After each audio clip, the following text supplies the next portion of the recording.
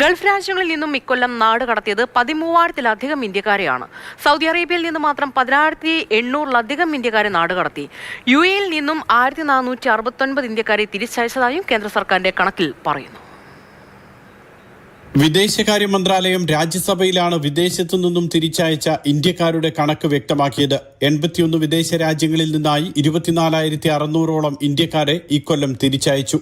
Saudi അറേബ്യയിലെ റിയാദിൽ നിന്നും 7,019 പേരെയും ജിദ്ദയിൽ നിന്നും 3,865 പേരെയും തിരിച്ചയച്ചു. ആകെ 10,884 ഇന്ത്യക്കാരെയാണ് സൗദി അറേബ്യ നാടുകടത്തിയത്. ഗൾഫ് രാജ്യങ്ങളിൽ രണ്ടാം സ്ഥാനത്ത് UAE ആണ്. 1,469 ഇന്ത്യക്കാരെ UAE നാടുകടത്തി. കഴിഞ്ഞ 5 വർഷത്തിനിടയിലെ ഏറ്റവും ഉയർന്ന കണക്കാണ് ഇത്.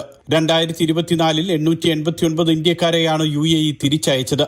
കഴിഞ്ഞ വർഷം സെപ്റ്റംബർ 1 മുതൽ ഡിസംബർ 31 വരെയുള്ള കാലയളവിലെ പൊതുമാപ്പിൽ രാജ്യത്തേക്ക് മടങ്ങിയവർ ഇക്കൂട്ടത്തിൽ ഉൾപ്പെടില്ല.